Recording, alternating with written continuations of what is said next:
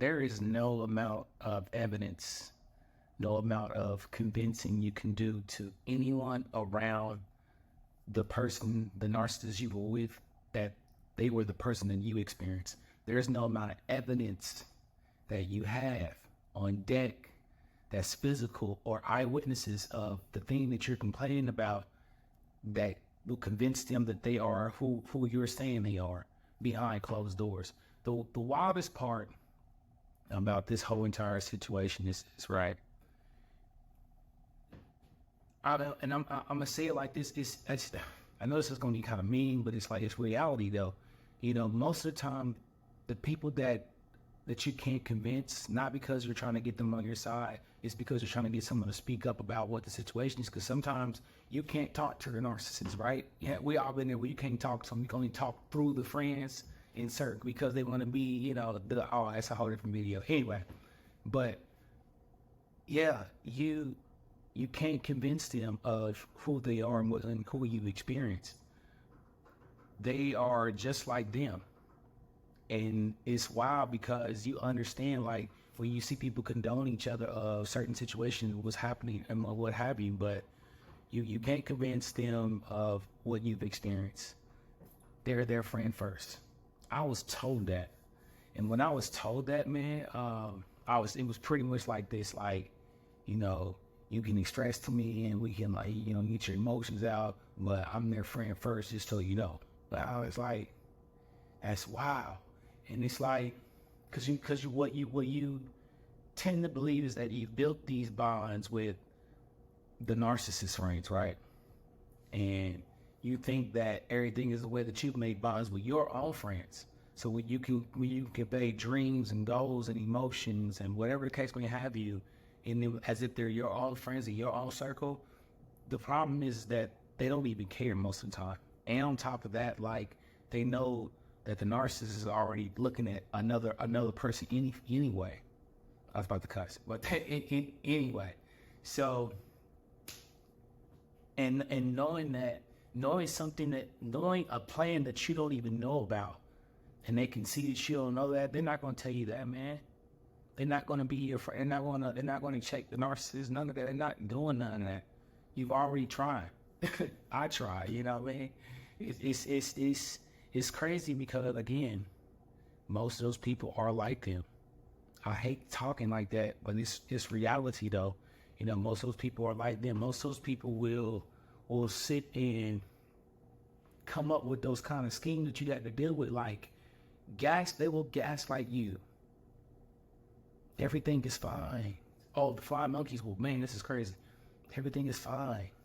Just keep giving and love her this way and it'll come around. Relax. You know what I mean? Like, it's real though. Like, I'm sorry. I like to you don't have to be there. Sorry. My impersonation is just, but they will gaslight you and tell you everything is fine and it'll work out. Just stick around. While you'll continue to be abused over and over and over until the discard phase is completely over and the new supply steps in. You know, that cycle's going to always run through. But there's always key people. Now, I hate to talk like this, but it's real. There's key people around them who know all the dirt the narcissist is doing. You know, there's key people around them who knows all that. You know, but what you can do is just walk away. I know that's probably like, man, I know I can, but then this and then that. Hey, listen to me. But then this and but then that ain't putting you where you need to be. You know what I mean? A lot of our narcissistic abuse wounds, if you want to call it that, like a lot of the recovery just in general is really self-inflicted, to be honest with you. If I'm going to keep it a buck with you, like I already mentioned in the video, like, you don't have to be there. You don't have to deal with this. You do it because you feel obligated or you feel it's the honor of, or whatever the case may have, whatever pedestal you've put the narcissist on. You're doing it for that valor, if that makes sense.